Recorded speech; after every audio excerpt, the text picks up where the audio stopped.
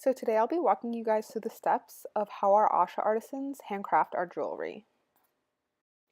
All of these pieces are made from recycled materials. So we use the fabric from retired saris, and the official name for that would be kantha fabric.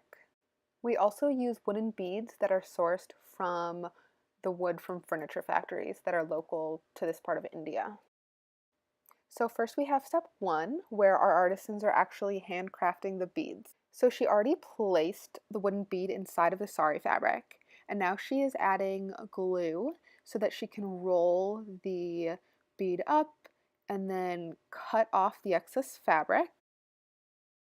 Then she's applying more glue just to make the bead as secure as possible so that it doesn't unravel. She rolls it all up, and then it's complete. And as you can see, we have beautiful beads that are all different. Step two of the process is where our artisans will actually lay out all the beads that have been made. Generally, they're working from home, so they'll have bags full of them that they lay out on the floor. And then they will take the beads and start threading. And as you can see, a lot of our artisans will get together and work side by side, and they can even work amongst taking care of their children.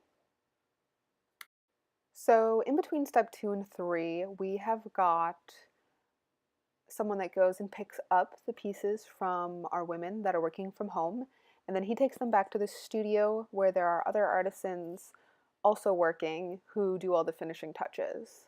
This step is where they add all the hardware, so they'll put the lobster claws on, or they will just add more glue to make sure nothing unravels and that everything's ready to go.